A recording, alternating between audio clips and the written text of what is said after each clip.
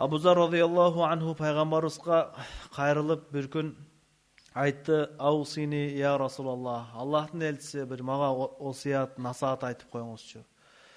Peygamberimizin aytkan sözü her biriyle nasihat. Birok bir uçurlar bulut. Bunday bir ilimdin bulağı bolgan peygamberimizden nasihat suru. Dağı da ilimni terengdetip alıga mümkünçülük. Peygamberimizin aldında turup. Peygamberдің алдында тұрғанда өзгөчөлүк, булактын алдынан өзгөчө иш суу иче сал жерден. Ошондой пайгамбардын алдында тургандан кийин анан осуят сураш керек. Ошол сыяктуу андан кийин пайгамбарлардын мураскорлорунан кимдин алдында болуп калсаңыз, кайсыл бир аалымдын, кайсыл бир устаздын алдында болсоңуз, андан сурай турган нерсе анын насаатын сураш керек. Номерин эмес да. Насаат айтып коюңуз. Мен эмне кылсам болот? Кийин да насаат айтып турам, номериңизди алып чалып ал, жок. Андай болбой калат. Насаат сөз жүзмө-жүз айтылат да. Ошол үчүн эң биринчи сурай турган нерсеңиз, андан ар кандай пайдасыз нерсени сурагандан көрө насаат сураңыз. Пайгамбар алейхиссаламдан сахаба сурап атат: "Аусини, Аллахтын элчиси мага бир насаат айтып коюңуз." Пайгамбарыбыз анан Абу Зар радıyallahu anhuга öte bir ulu nasihatlerde aytты. Oşolordun birincisi qala usika bi taqvallahi fa innaha ra'sul amri kullihi. Men saga takvaçılıkta osiyat kılam deydi. Sebep takvaçılık bardık işlerden başatı deydi. Sebep takvaçılık bardık jakşılıklardan eşigini açuuçu. Gerek bolsa sizge jol tapпай kalgan, tuңгуйка түшүп kalganda dagı takvaçılık jol açıp berет. Allah Taala Kur'an-ı Kerim'de aytat: "Kaysil adam Allah'tan korksa, takva bolsa, aga biz jol jok жерден, tuңгуюктан jol açıp berебиz. Жана ал ойлобогон жерден ырыскы беребиz" дейт. Себеби takva дегендин маанisi Allah Taala buyurgan işlerde atkaras, Allah tıygan nerselerden tıyılas. Emne maksatта oşol Allah buyurgan nerseni atkarбай koyup, Allah'tın aldığında algan biraz baylanış mamilemde üzüp albayın. Je Allah tıygan nerseni kılıp alıp, Allah'tan alыстап kalbayın dep, korkup yaşagandın atın takva dep aytat da. Kur'an-ı Kerim'de Allah Taala takvaçılıkka aябай köp bir uadalarda aytkan. Sebebi takvaçılık, Peygamberimiz aytkanday, ar bir iştin başatı, negizi bolup eseptilet. Kultu ya Rasulallahi zidni. Sahaba soradat, Allah'ın elçisi dagı biraz aytыңызчы nasihat, dagı biraz nasihat aytıp beriңiz degende, Peygamberimiz aytat: "Qala aleyke bi tilavetil Kur'ani ve zikrillahi." Sen Kur'an-ı Kerim'ni köp okugandy, jana Allah'ты köp zikir kılıp жүрgөнү bekem karmagının. Emnege, emne paydası var? Fa innahu nurun laka fil ard. Sebep bul eko saga jer betinde nur bolat. Жүзүңүз жарык болот. Kur'an'dan sebebinен Allah Taala жүзүңүзгө дагы, көзүңүзгө дагы nur берет. Жана зикирдин себебинен жүрөктөр жаркырайт, жүрөктөр тазаланат. Wa zuhrun laka fis sama, başka rivayatta wa zikrun laka fis sama. Жана жогоруда сени эстешет. Же болбосом сага акыретте азык болот. Köp Kur'an okuu menen zikir kılуу. Özü Abu Zar radıyallahu anhu sahabaların arasından aябай köp zikir kılgan sahabalardan birisi. Jana öte köp Kur'an okuganlardan birisi. Birok oşondo dagı da zikir kılgın. Kur'an-ı Kerim'ni köp okugun, zikir kılgının dep nasihat aytılıp atat. Bugünkü күндө биздин Kur'an menen bolgon baylanышыбыз, Allah keçirsin ошол же Ramazanda эле окуп калабыз. Je bolbosam belgilengen sürölөр. Kaysı Yasin sürösü erte menen keçinde Vakıya sürösü. Al dagı Kur'an oku niyetinde emes. Şunu okusan bayakı muhtajlıklarың bütöt ekenim. Şunu okup koyayın. Bul jakşı, bul okugandık, birok jogorу dengel emes. Jogorу dengel kaysı? Gün sayın sizde Allah Taala'nın kitabından bir ülüşüңüz bolsun. Bir günde 3 maal tamagыңыз var go. Kaza olsa keçinde toluktayız. Abet kılbay kaldım ele göğürök tamak salçı dep keçinde göğürök jep alasız. Oşol siyaktуу ele gün sayın sizin Kur'an-ı Kerim'den ala turgan, okuy turgan ülüşüңüz tapşırmağınız boluş gerek. Okubay kalsanız koy otur. Azır okup alayın. Anan keyin uktay berem je başka amal.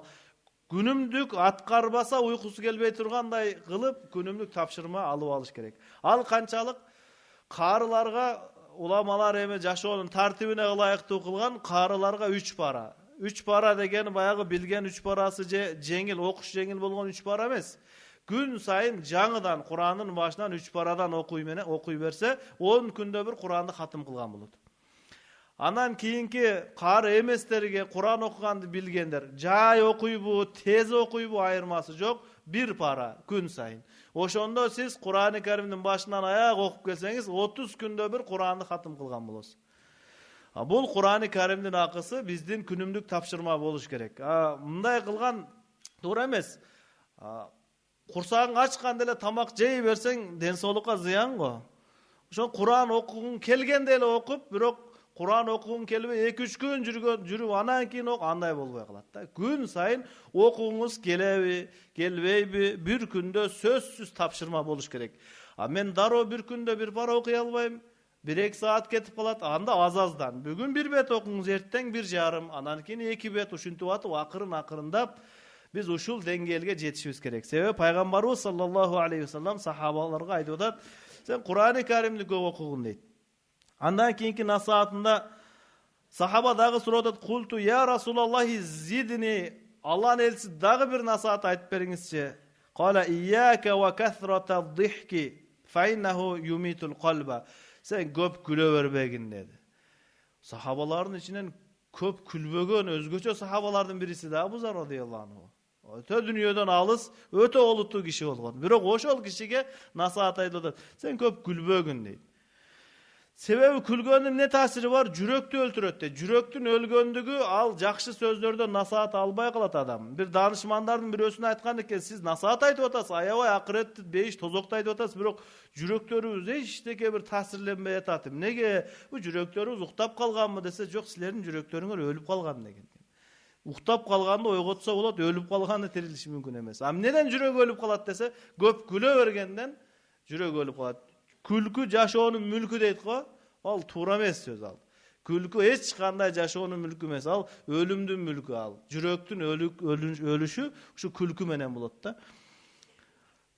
Андан кийинкисинде "Ва язхабу би нурил вajhi", күлкү көп күлгөндүн зыянын айтып атат, жүзүңнөн нурун кетип калат.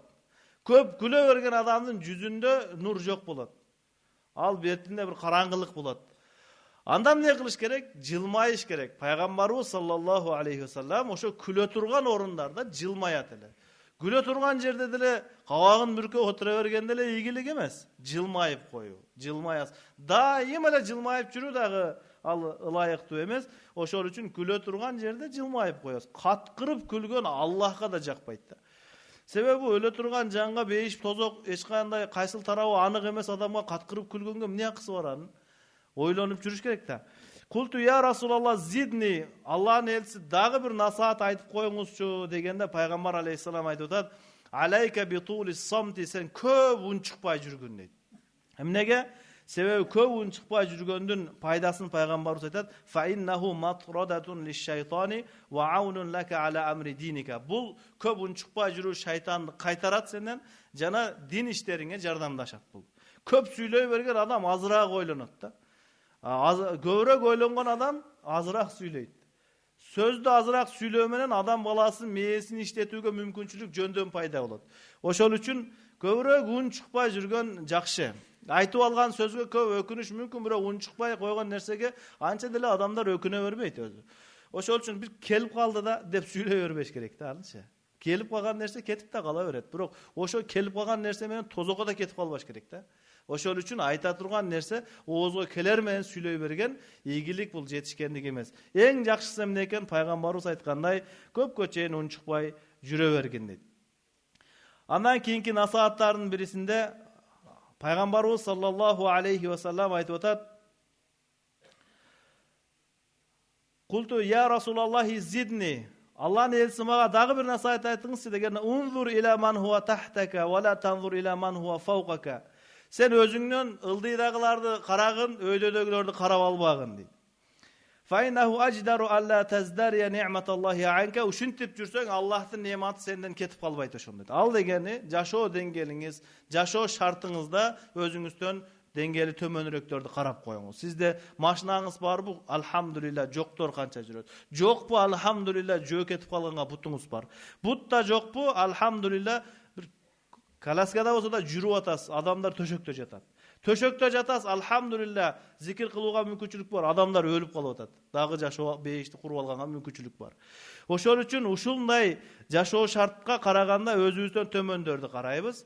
Ал эми дини жактан болсо өзүбүздөн жогору жактагыларды, жакшыраак амал кылып аткандарды карайт экенбиз. Өйдө жакты карап алсак эч качан жетпейбиз. Баланчада мындай нерсе бар экен, менде жок экен. Баланча экөөңүздөрдүн тагдырыңыздар бир жазылган эмес да ал, эки башка да. Өзүбүздү ар кимге салыштыра бербеш керек. Өйдө жакшы жактарга бунун машинасы бар, менде жок да. Неге ылдый жакка салыштырып койбойсуз? Бунун буту жок, менде бар дебейсиз да. Эми адам ынсаптуу болуш керек. Баягы тыйындын деле эки тарабы бар дейт го. Ошо эки тарапты тең карап коюш керек. Туура, сизде машинаңыз жок, бирок бутуңуз бар го. Баланчада буту жок болуп атпайбы?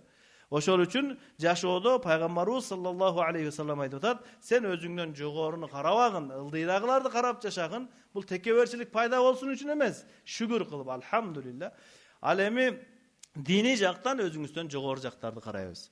Мындан дагы көп насааттарды айткан. Аллах таалам буйрса, кийинки насааттарын дагы өтөбүз. Ва ахиру дa'wana анил хамдулилlah.